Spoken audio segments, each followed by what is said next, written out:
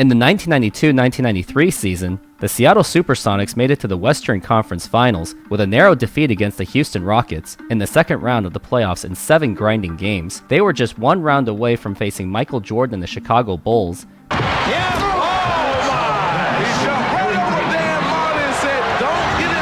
But however, they would lose to Charles Barkley and the Phoenix Suns in 7 games.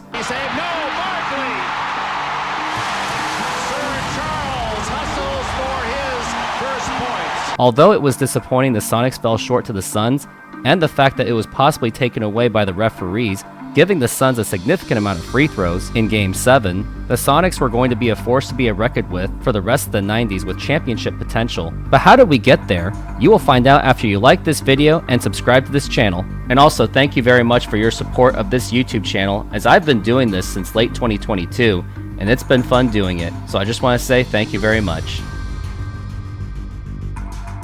In the 1989 NBA Draft, the Sonics went ahead and drafted high school star Shawn Kemp out of Trinity Valley Community College. He joined the Sonics team that had recently lost Tom Chambers to free agency. He was part of the Big Three of the mid-1980s, along with scoring expert Dale Ellis,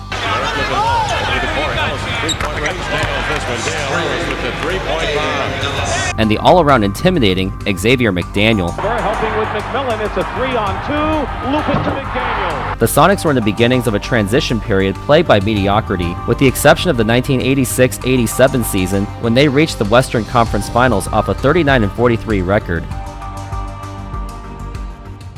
In the 1989-1990 season, the Sonics narrowly missed the playoffs with a 41-41 record. This season was plagued with Xavier McDaniel and Dale Ellis missing a portion of the season. Rookie Shawn Kemp didn't see much playing time, but he did show potential for the future. Although the Sonics missed the playoffs, they did get the second overall pick, which actually belonged to the Golden State Warriors. The Sonics were able to get that pick due to trading away Alton Lister to the Warriors, which got them the first round pick.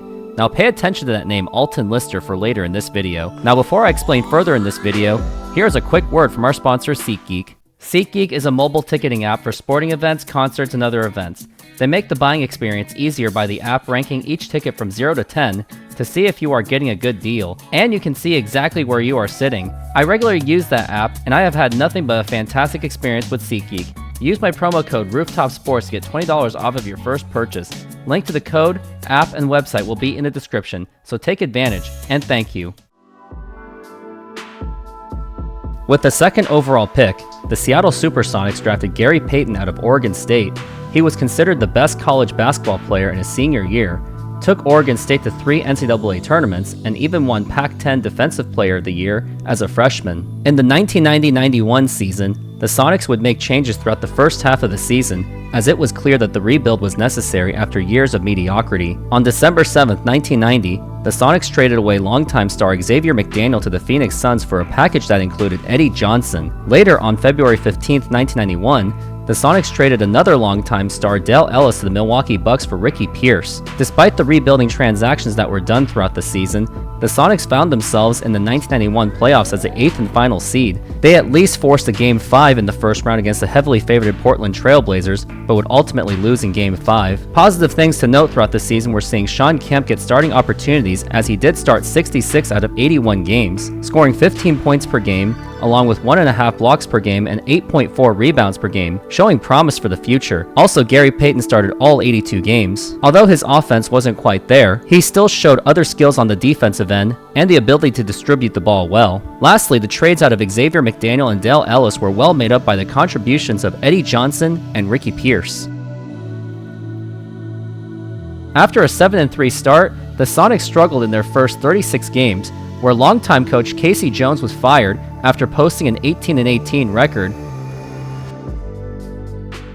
After just 4 games with a 2-2 record from interim coach Bob Kloppenberg, the Sonics instead hired George Karl, who experienced many successes coaching in Europe. His coaching style emphasized on hard work and the importance of defense. The players responded to him well, as the Sonics went on a 27-15 run to finish this season at 47-35, good enough for the 6th seed in the Western Conference. Throughout the season, the Sonics were contributed by scoring leaders Ricky Pierce and Eddie Johnson, and also Gary Payton and Shawn Kemp progressing throughout the season. In the 1991-1992 playoffs, the 6th-seeded Sonics squared off against the 3rd-seeded Golden State Warriors. The Sonics split the first 2 games, but however, the initial part of the series was remembered by an altercation between Shawn Kemp and Warriors Alton Lister in Game 2 of the series.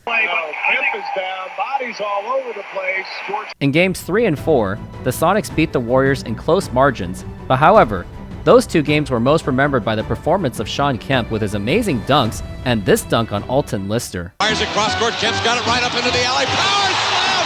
Tomahawk Sam!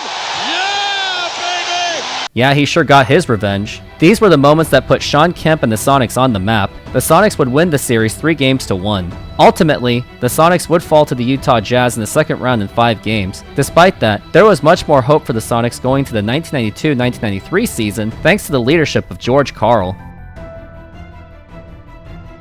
In the 1992 NBA draft, the Sonics drafted Seattle native Doug Christie in the first round, but however, he did not play a single minute for the Sonics due to a contract dispute, but he would still be relevant for the season, and I'll tell you later in this video why. At the start of the 1992-1993 season, the Sonics won their first 2 games against the Houston Rockets in Yokohama, Japan. After the trip in Japan, the Sonics got off to a great start going 33-17 in the first half. This season was contributed by Shawn Kemp, who got accepted into his first All-Star game. Gary Payton improved his scoring production going into double digits. Role players Derek McKee, Eddie Johnson, and Michael Cage well contributed, and Ricky Pierce led the team in scoring. Head coach George Karl finished 3rd in Coach of the Year voting. After the All-Star break, the Sonics traded first-round pick Doug Christie and Ben-Yot Benjamin to the Lakers for a longtime role player Sam Perkins. This trade was partially part of the Sonics winning 10 straight, and they finished with a 55-27 record, which was good enough for 3rd seed in the playoffs. In the first round of the playoffs, the Sonics had a rematch against the Utah Jazz, who defeated them in the previous playoffs. Despite being down 2-1, the Sonics came back and beat the Jazz in 5 games. In the second round of the playoffs, the Sonics played a long and grinding 7-game series against the Houston Rockets. In Game 7, the Sonics and the Rockets battled it out. However, there were a few controversial calls that went the Sonics' way. Despite that, the Rockets still had a shot to win the game, but Kenny Smith missed a game winner, forcing the game into overtime. Maxwell to Smith. Eventually, the Sonics pulled it out to win the series and reached the Western Conference Finals. Olajuwon takes it.